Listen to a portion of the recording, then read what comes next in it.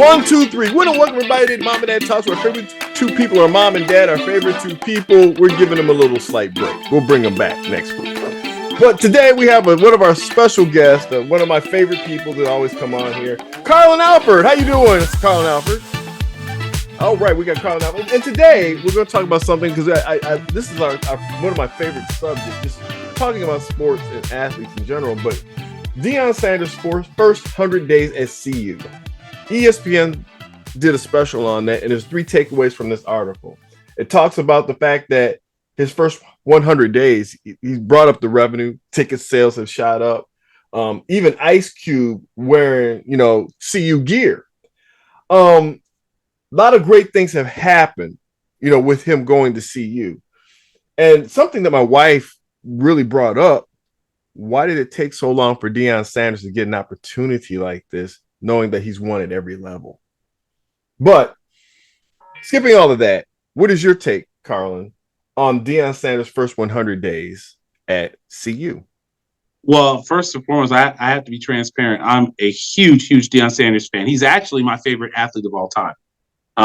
Still the only man to play in a Super Bowl and a World Series, and do it meaningfully. In other words, to actually help his teams in that. So there's a whole lot I could say about him. But this first 100 days I've followed because he puts everything on social media. So that's the first thing, is that he's the first coach to actually take us behind the veil.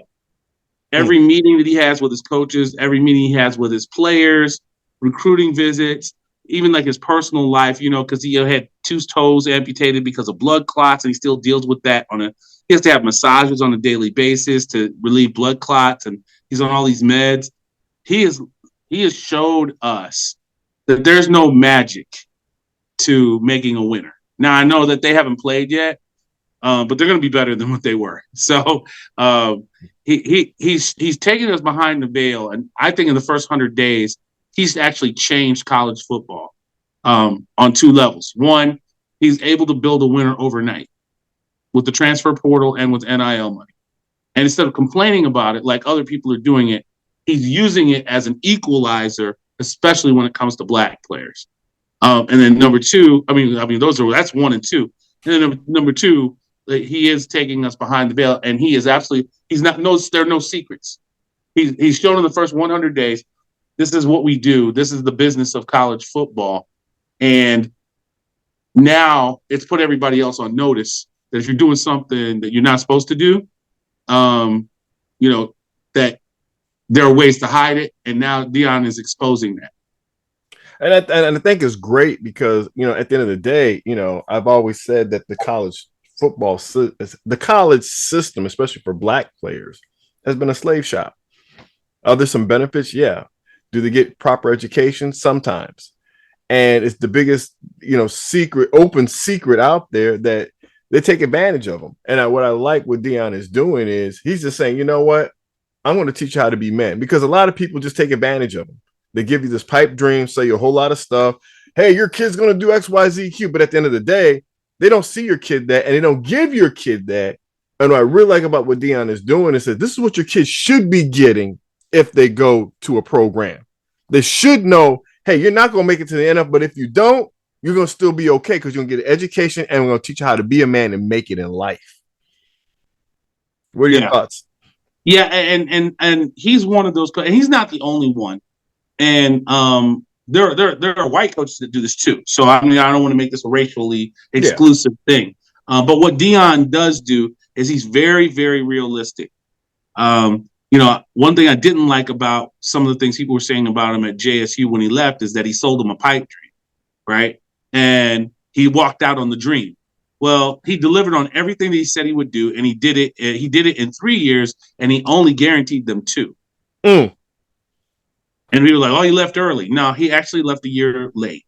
And so, the thing that he's doing at CU, really, he is taking care of the man. You know what I mean? You say, you send your son to me. First of all, my graduation rates are some of the highest in the country. All right. So everybody talks about, oh, you get an education for this, but yet it's still, guys are not graduating. How does that happen? You know what I mean? If you really care about them. So all the people on one side of the aisle, they talk about, well, they get an education, they shouldn't be paid. They're getting a free education. First of all, they're not free. If you're not a Division I athlete and you ain't got to be up at 5:30 in the morning, that's another reason why I like him taking us behind the scenes. Mm-hmm. These guys are up at 5:30 in the morning lifting. Then they've got position meetings. Then they got, I mean, they run it like an NFL shop. Mm-hmm. But then on top of that, they got to go to their classes, right? And so, you know, that's a full-time job, and they're bringing in more revenue to the college than anybody else. So at the very least, they should be paid for their time, right? Mm-hmm. And then the education part of it has already been paid for on Saturdays when they play. And people forget they bring in a large amount of revenue for the program. I mean, in some cases, the most. Yeah. I mean, and at the end of the day, like I tell people, this is not a black and white thing. This is an athlete thing. It's just that a lot of times, unfortunately, people take advantage because folk don't know. Unfortunately, sometimes in our community, you do have absentee fathers, right? On both sides, white and black, that the mothers are saying, hey, my kid is going to make it. And your kid has deficiencies in learning and deficiencies in doing stuff and deficient in handling people in life. And so, you know, what I like what Deion's doing is he's saying, this is what your coach ought to be doing and teaching your kid. If you don't see this, you need to get your kid to a school that's going to get your kid that. And Ty, one of the things that people are starting to see that I love, that I've known having been a Deion fan since day one, mm-hmm. Deion is actually old school. Yes. Don't get caught up in the prime time, the jury and the, you know, like he said, jury and the must be the money and the dancing and stuff like this. This guy outworked everybody. And he was old school. And now you're getting to see what kind of man he is because he's an old school coach. He doesn't allow phones in the locker room, not during time. Like, you've got to be, if you're not 15 minutes before the meeting, you're considered late. Mm-hmm. He has a zero tolerance policy on, you know, indiscriminate things with women mm-hmm. or anything like that. If your grades are in the red, he shows up to your class, not his assistant coaches. Mm-hmm. Either. That's all old school stuff, man. Yeah. And a lot of people who have prejudged him because they didn't like him high stepping into the end zone. But that was to get the Nike contract. That was to get the endorsements. Yeah. This dude fishes with a cane pole. You don't even believe in a rod and reel. You know what I mean? And so I think one of the things that I like also as well is that he's just busting up all these stereotypes. Now, he's still Deion. He's mm-hmm. still prime. Yeah. So he's going to look pretty. You know what I mean? He's gonna have all the gear and mm-hmm. all the and everything like that. But that's the businessman. Yeah. He's selling T-shirts. You know mm-hmm. what I mean? But as far as coaching and developing, yeah. And as far as coaching and developing men, he's old school. Yeah. He don't tolerate any mess. I mean, you know, I was watching one of the things. I love the way he coaches. You know, I know one of the things that, you know, I kind of when he told the kids, hey, you know, some of y'all ain't worthy to be here. But however, that's real talk. I mean, you know, I remember when our cousin played, the coach had an honest call with him and said, look, such and such is taking your spot. You're going to have to find another place if you want to start. And he's realized that, oh, I need to find another place. Right. That's real talk. That's actually goes on a lot more. These coaches are not nice. Let's be clear. Let's be clear who our cousin was. Sam Mitchell. And let's be clear as to whose spot he was not going to take. Chris Webber. It was a Fab Five. Her cousin had to transfer to Cleveland State. God bless his soul. You know what I mean? Let's be clear. That's real talk. You would appreciate that. So when Deion came in and he said, I'm bringing my baggage in as Louis, mm-hmm. and there's your quarterback in the corner, he's talking about a quarterback in his son mm-hmm. that has a 75% completion rating, passed for over 3,000 yards, 30 plus touchdowns with only like 6 interceptions. Mm-hmm. And like, I don't care who you're playing against. That's your quarterback. When Colorado's quarterback only threw for 611 yards for the season, and they were 1-11. And let's just make sure. I want to tell people this: when Tom Brady comes and sees you, I think you're someone kind of special. Tom Brady just doesn't go out and waste his time on. You know what? I'm just a novice. No, if you have some potential. He works out. I think it was hilarious because he was talking about, somebody was like, well, you just gave the spot to your son. He was like, yeah. And he's working out throwing passes to Uncle Terrell, also known as T.O., and Uncle Ocho Cinco. And, oh, by the way, he works out in the summers with Tom Brady, but we can't call him Uncle Tom. So I'm like, he's working out with the greatest of all time, and his dad is the greatest DB of all time. Yeah. So when you do that and you got greatest wide receiver, you're gonna be great. You're gonna be great, and you know, they just need to acknowledge the resources that this man has brought to this place. And let's just be realistic. when you're a coach, you got to take what you have, and what you have, you got to give everything you got. You just can't get mad because someone has more stuff or whatever. I mean, think about the Alabama coach, Nick Saban. Nick Saban was getting all upset and stuff. He had a reason to get upset because he knew Deion Sanders, after a while, kids are going to go see him and not him. We coming. You know what I'm saying? And he made it clear. And he was at Jackson State doing this, causing this ruckus. And now you got a Division I program. What you going to say now? Well, he's taken the assistant defensive coordinator and replanted him in Colorado, and a couple of graduates, graduate players from Alabama. I mean, he's dipping into the 5-star pool. And let's just make it clear too. What I like what Deion's doing also, he's diverse. He's very diverse. He's got women. He's got whites. He's got Hispanic. He's got all kinds of people in there. And you think about it. He even brought Jackson State's what do you call it? The people that help folk out when they get injured. The trainers out there to help with the Colorado people. You know what I'm saying? I mean, at the end of the day, he tries to make everybody better than they were. And that's what I really like about Deion. Deion does not want to leave you the same way he found you. Now, if you want to stay that way, that's your choice. But if you want to go somewhere, you say, that's where I'm at. Keep running with me. And Todd, this is nothing new. He's done this everywhere he has been. Our cousins, we have at least 3 cousins that played for him at Prime Academy in Dallas, Texas.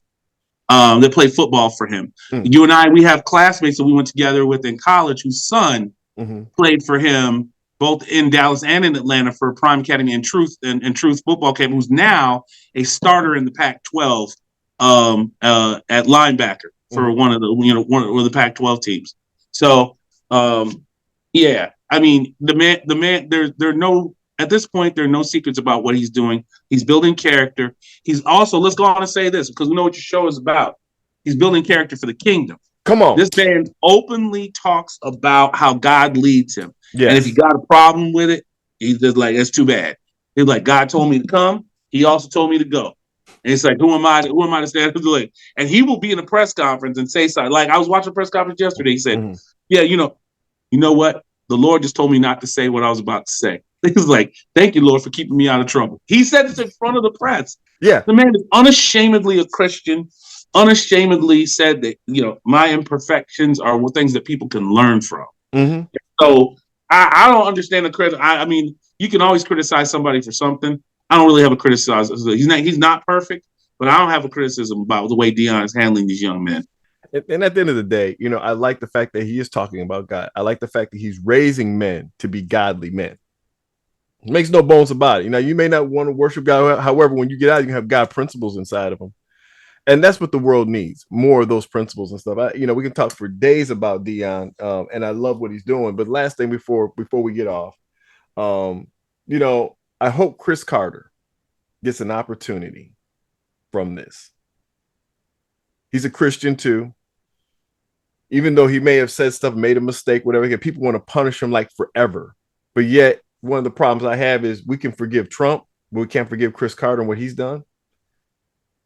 And I'm not trying to make this a platform or anything like that, but we as Christians, we need to be more forgiving and loving and understanding than what we portray. We act more like the world than the world does. Todd, I think the problem is not being forgiving, because we forgive who we want to forgive. Using the example, I'm not going to say his name, but using the example that you just brought up, there is a whole section of denomination that forgives a man for really being not a Christian. Like, there's not a thread of anything that he has said or done that represents true Christianity, right? Yet they forgive him. Yeah. At every turn, right? But a guy like Chris Carter, who has been openly repentant about mistakes that he has made in his past, versus a man who's never apologized on record for anything, right? Chris Carter deserves our respect, because the Bible says we are to forgive, right? Was it 70 times 7? Right? So they'll exercise that when it's politically expedient, but they won't exercise it when it's a person who they don't like his personality or where he comes from, because it's different than theirs. And more importantly, this is the thing I want to leave people with. He started off like Deion Sanders, coaching in high school, changing men to the pros. And if you can do that there and get guys into the pros, you should have opportunity to coach college or pro ball some kind of way. And what shocks me more than anything else, as great as Deion Sanders, not one NFL team has said, Deion, we want to be our cornerbacks coach and maybe our head coach. Oh, but they will. They will. You let him go bowl eligible in this first year, which I actually think they were. I had him down for 4 wins, but now that I've seen what he's brought to the school and the way that they're practicing and, whatever, I think they get 6 wins on that schedule. That puts them bowl eligible. That very next year, it automatically puts them at 9, 10 wins because of the depth that he'll bring. And then it's going to be all bets off. I believe the NFL will come calling. Now, he said he is never going to go to the NFL because he said you can't motivate men who are getting paid like that. And he would know because that's where he came from. He said, I'm about shaping young men and helping them get to their future. So Colorado will probably not be his last stop. I think he'll end up at his alma mater at Florida State someday. And if he does, watch out because he owns Florida. So every kid that can play that's from Florida will go to Florida State. Nick Saban's going to be mad again. So anyway, I just want to welcome everybody to Mom and Dad Talks. And before we go, everybody, I just want to let everybody know, the thing about it is that when you don't give people second chances and opportunity to prove themselves, you miss out on great opportunities of knowing who they are. So folks, have time to forgive someone today. If you have that heart in your heart and someone says they change, give them the opportunity to see if they change. Now, you don't have to sit up there and take everything they have, but at least give them the opportunity to change. So next time, we'll see you on Mom and Dad Talks. And thank you again, CJ, for being on there. Stay strong. Until next time, we'll see you later. Bye.